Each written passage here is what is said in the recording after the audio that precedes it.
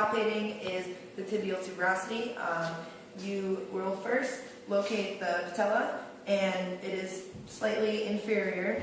It is the insertion point of the patellar tendon, and it will be a smooth, rounded protrusion right on the tibial tuberosity. For my goniometer measurement of the tibiofemoral joint, I will be testing knee flexion. So I will first position the patient in a prone position. They will come closer to me, and the first thing they will do is their leg will be in full extension.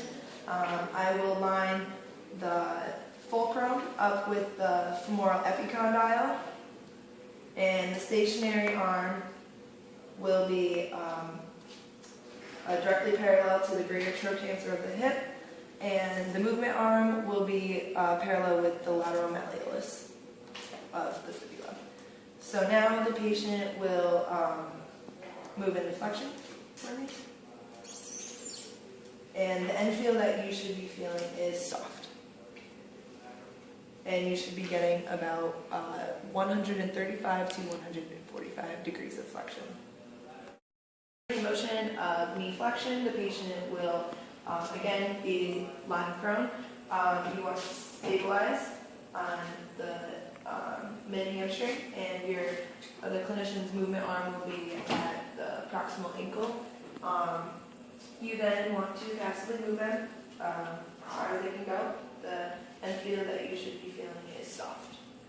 For the manual muscle test of the biceps femoris, the patient will again be lying prone. You first want to make sure that they're in full knee extension. You then want to externally rotate the tibia, and you want to stabilize at the distal hamstring. And you then want to provide resistance at their distal triceps array, and you want them to now flex their hamstring. Push, push, push, push, push, push, push. Okay, hold. Don't let me push you down. Go, go, go. Okay. This is the anterior drawer special test for your ACL, anterior cruciate ligament. So I will have the patient lie supine.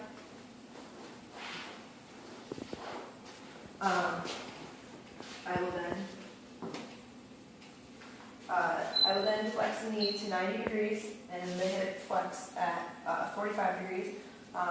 The foot will be in neutral. I will then sit on the patient's foot to provide stabilization. You want to make sure your thumbs are resting on your tibial plateau. And you then want to provide an anterior translation. Positive test would be indicative of an ACL tear. The end feel would be empty. You then want to compare bilateral and test the end feel of the opposite limb. The peripheral nerve I will be testing is the femoral nerve. So I will first be testing the dermatome. So if the patient can please move so that their knees are off the table. The peripheral nerve for L3 directly follows the L1, L2 dermatome. It starts on your lateral hamstrings and goes down to your medial tibia. And you would always check for altered sensation, bilateral. For the myotome, it is knee extension. So the patient will first have their knee flexed to 90 degrees. You want to stabilize proximal quadricep, distal quadricep, and you want to provide resistance on the mid lower leg. They will then try to extend their knee, push, push, push, and then hold right there. Don't let me push you down. Good. The pulse site I will be using is the popliteal pulse, so the patient will be lying prone. And the way you would locate this is midline of the popliteal fossa, right there. The landmark of the shoulder that I will be palpating is the acromioclavicular joint, also known as the AC joint. So we will first palpate the entire length of the clavicle, and the acromion of the scapula also makes up the AC joint. So it is at the distal end of the clavicle and the acromion process of the scapula, and you will feel a groove. I will be testing glenohumeral interrotation. So the patient will first be lying supine, and their arm will be as close to the edge of the table as they can get it.